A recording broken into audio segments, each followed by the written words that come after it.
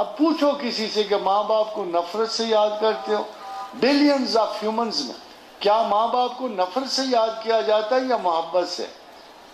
تو خدا تو کہتا ہے مجھے محبت سے یاد کرو، او اشد ذکر، کرو زیادہ۔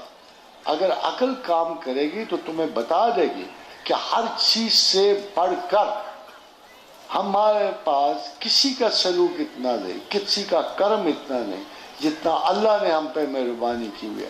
تو لازمی بات ہے کہ ہم نے اپنے ماں باپ سے بڑھ کر بھی اپنے اللہ کو چاہوں گے۔ اس لیے کہتا ہے او اشد ذکرہ، place me at the proper place, I am the top priority of human existence, intellectualism, thinking, اور سب سے بڑھ کر ان کی شکر گزاری کی اعلیٰ ترین پرائرٹی میں ہوں اور کوئی بھی نہیں۔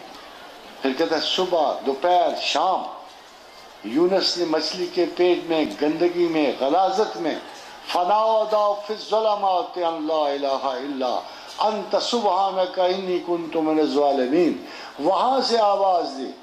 پتہ خدا نے کیا کہا کہ مجھے اپنی ذات کی قسم ہے کہ اگر یونس تسبیح کرنے والا نہ ہوتا تو ہم قیامت کے روز اسے اسی مچھلی کے پیٹ سے اٹھاتے۔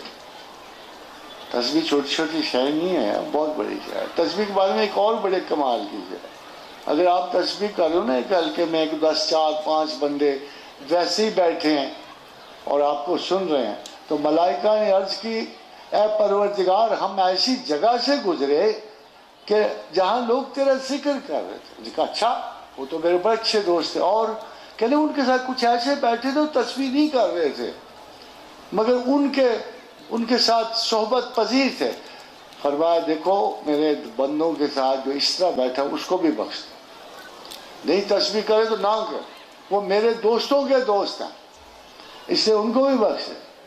تسبیح والے اصولاً دلیر ہوتے ہیں، اس لیے کہ جو ذکر کرتا ہے اللہ نے کہا دیکھو جو میرا ذکر کر رہے نا مجھے یاد کر، اگر اس کو کسی نے چھیڑا نا میں آلریڈی حکم پاس کر بیٹھا ہوں، اے میرے ملائکہ خبر دو زمین کی ہر شے کو، ہر مخلوق کو، کہ اگر کوئی شخص میرے اس بندے کے خلاف لڑے گا تو اس کے خلاف میں خود لڑوں۔